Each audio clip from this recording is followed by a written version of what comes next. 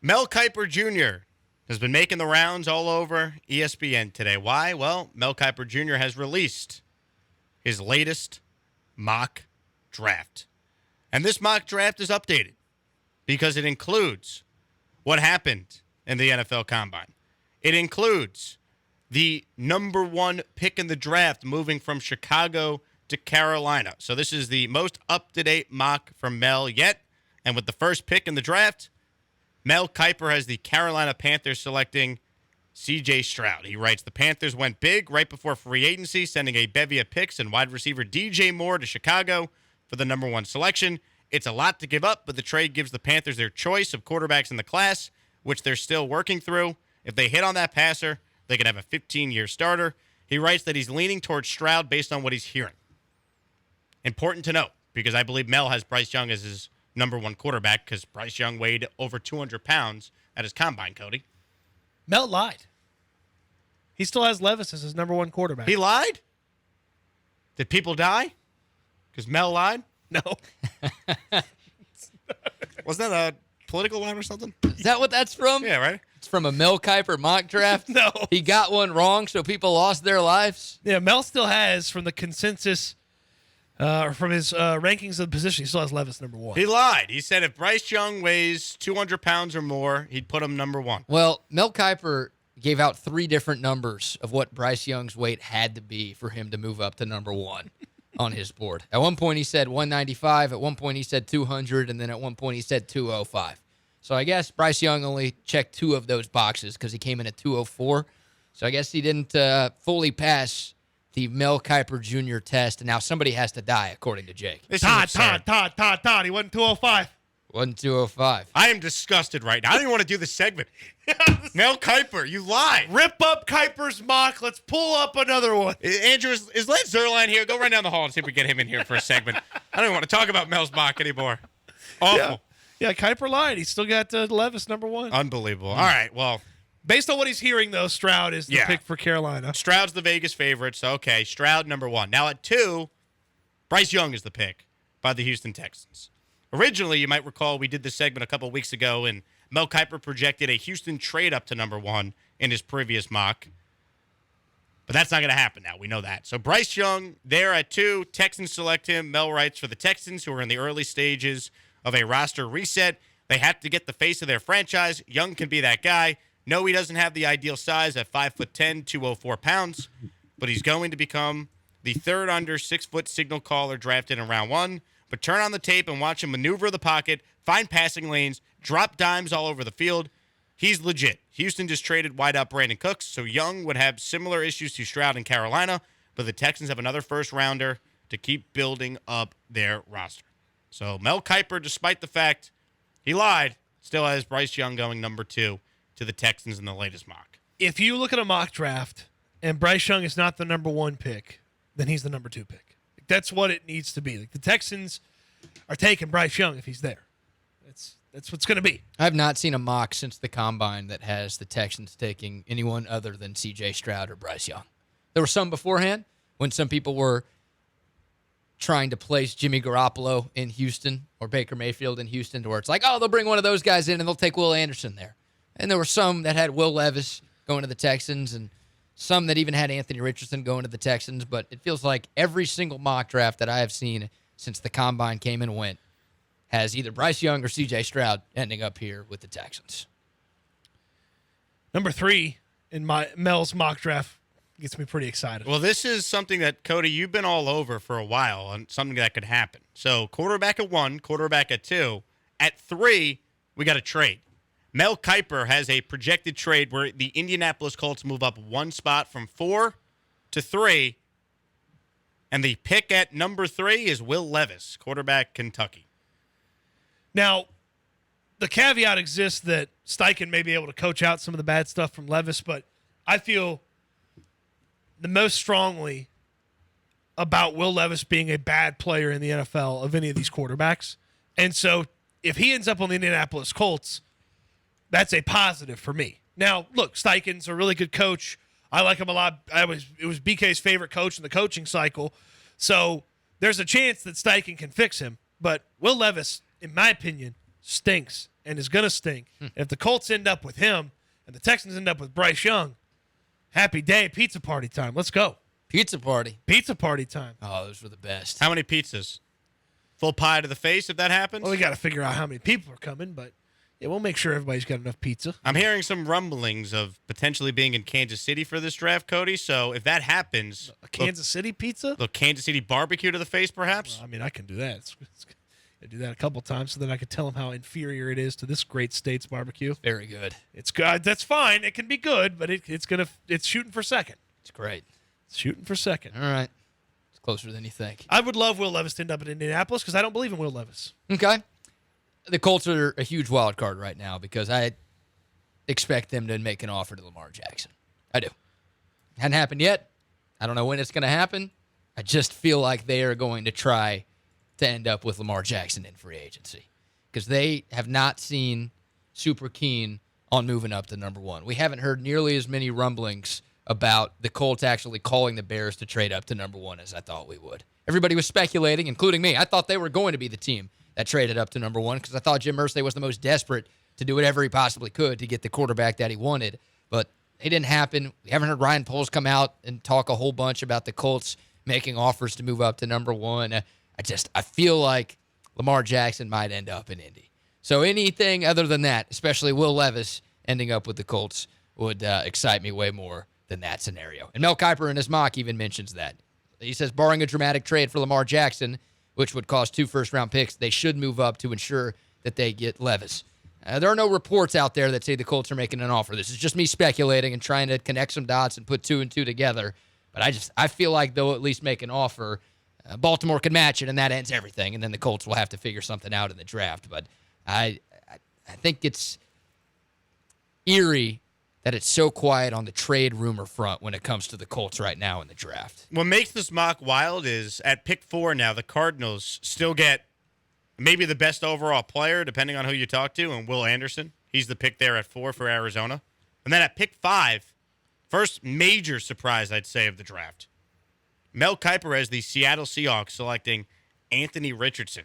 Seattle with that Broncos pick from the Russell Wilson trade. And what's interesting about this pick, if Seattle does this, Geno Smith's contract, I know we got the big money deal. If you really look at it, it's a 1-year deal. They front-loaded it. Like, Geno got paid. He's making a lot of money in year 1. But if they wanted to get out of that contract after a year, they could. So if Pete Carroll wants to take a chance on finding the next long-term answer, because I like Geno, he had a nice year, but I don't know if he's ever going to be a great quarterback. I think he's good. Anthony Richardson to Seattle would be very, very interesting. If I was a Seahawks fan, I'd be a little split on this. I'd feel a bit torn by this type of move from the Seahawks. There's a chance that he's the next franchise guy and you're set at quarterback, but he's not going to help you in 2023. He does not help a team that is trying to yet again make the playoffs and get further than they did the previous year. And I would think most Seahawks fans would hope that both those selections are used to simultaneously improve the 2023 team as well as make sure that they're set up for long-term success. What are they going to win with Geno Smith?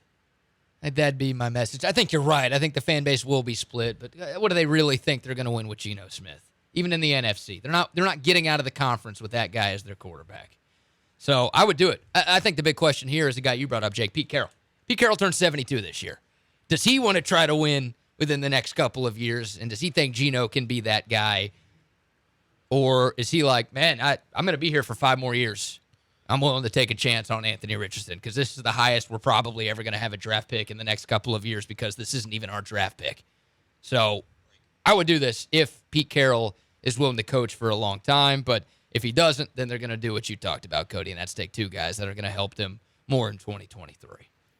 Coming up, let's talk more about Kiper's mock. We gave you the first 5 picks. Texans obviously have a pick at 12. I've seen no one besides Mel mock this guy to the Texans. We'll talk about it next. Right here, it's the Wheelhouse on ESPN 97.5 and 92.5. 817 texted in, Irsay's too busy hiding in Shane Steichen's bathroom to worry about trading up in the draft.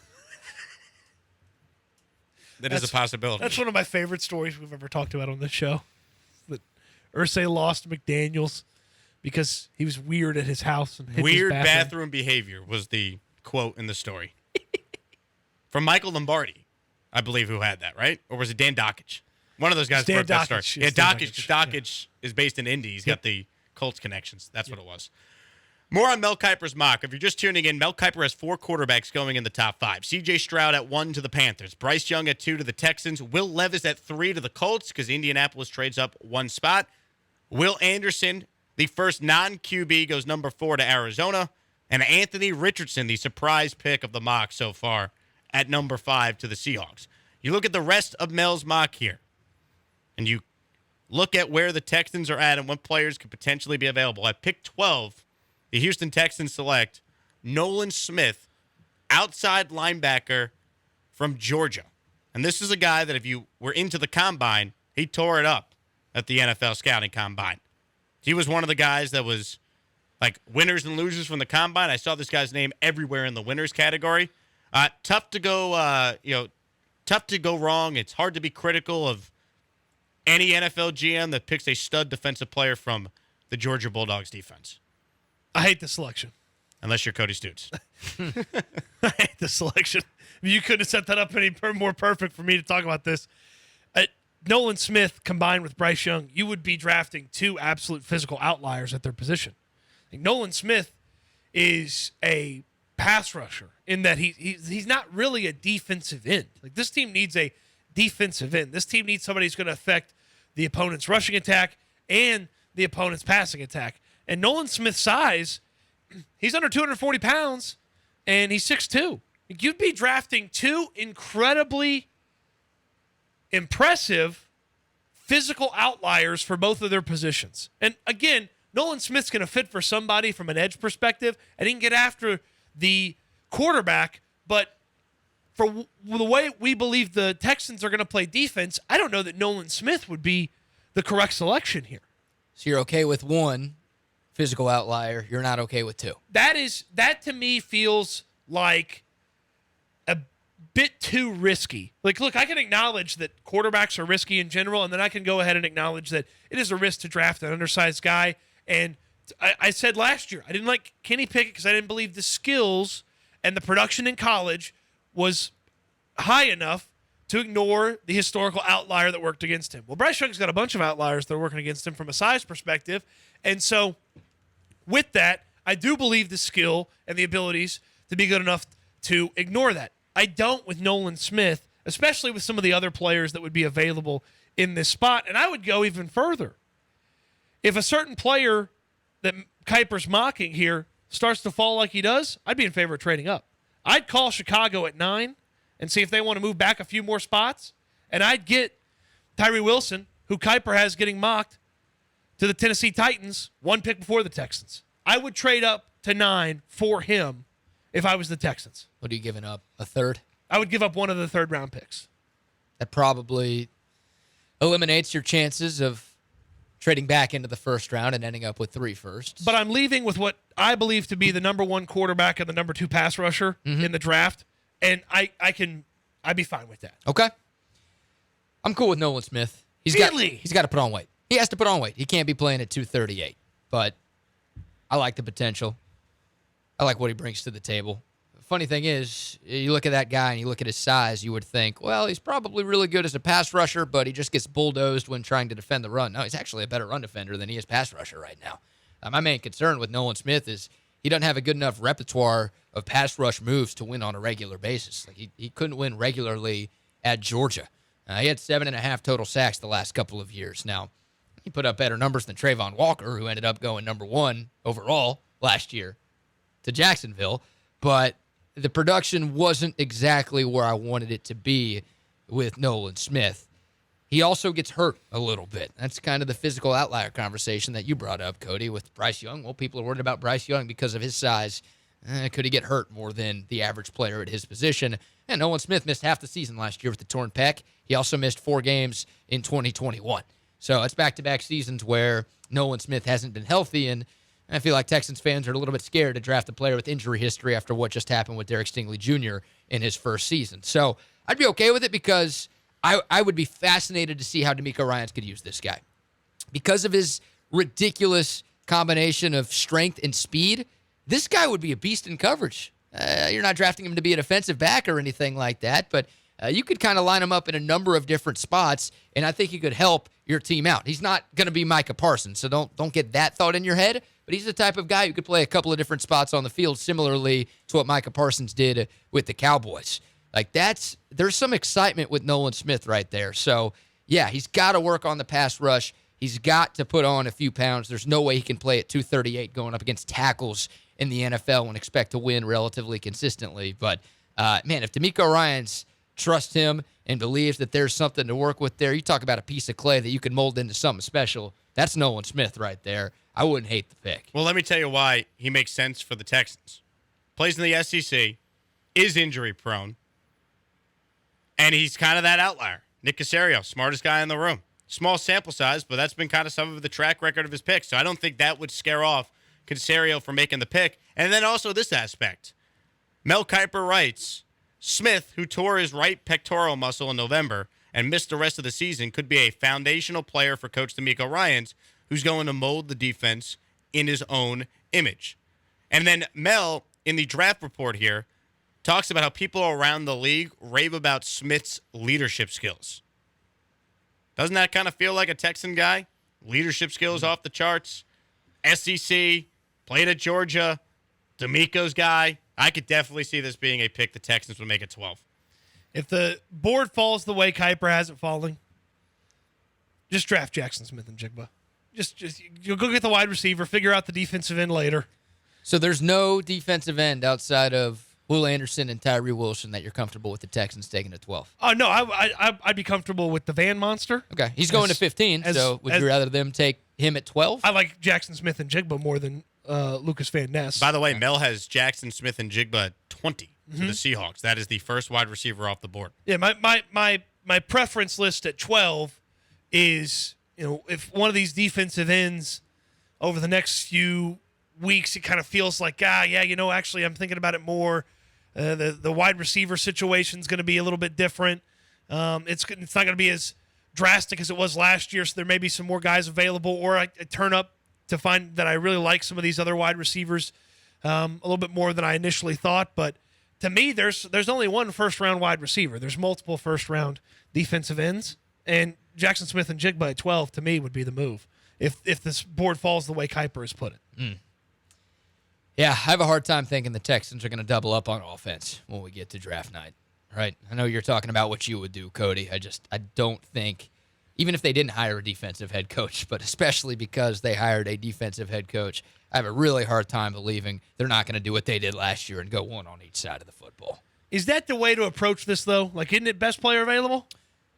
It's definitely not best player available.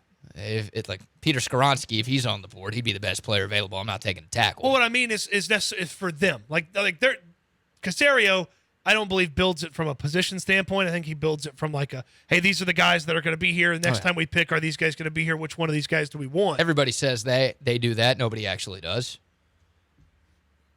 Like, they're not drafting Skoronski. Like, it doesn't make sense. Like, best player available that makes sense. They need a wide receiver. They need a defensive end.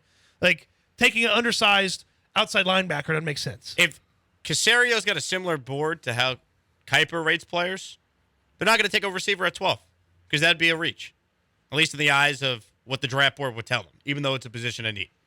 Like, if you want Jackson Smith and Jigba in this scenario, trade down from 12. Hopefully a team wants to come up. Last year, the Eagles were the team that came up to take Jordan Davis. Yeah, to me, that's an oxymoron. If you want a guy, trade down. There's just no guarantee that you can do something. It's not like a guarantee, but you got to know your board pretty well and what the other needs are for certain teams, that if you do trade down, you still can end up with the receiver you want. Yeah, I mean, if they covet any of these guys, they should not trade down. It's too big of a risk there. So, look, I'd be comfortable with Jackson Smith and Jigba. I've been on board with quarterback and somebody to help the quarterback since this whole draft process started, but I ultimately think they are going to go defense. I'd prefer Tyree Wilson over Nolan Smith. I think right now I'd prefer Lucas Van Ness over Nolan Smith, but I wouldn't be fighting mad if Nolan Smith ended up being the pick at 12. That's just the DeMeco factor right there. DeMeco trusts you. I trust you if you play on defense. If he thinks he could find a way to make Nolan Smith great, I'm sure as hell giving him the benefit of the doubt there. Well, Hypothetical Tuesday be great. Always. We'll find out. It's coming up next. It's the Wheelhouse right here. It's ESPN 97.5 and 92.5. Hey, you made it to the end of the video. Thanks so much for watching. If you liked what you saw, hit the like button down below and, of course, subscribe to my channel. And if you're a Houston sports fan, listen to ESPN Houston 97.5 FM or 92.5 FM weekdays from 3 to 7 every afternoon.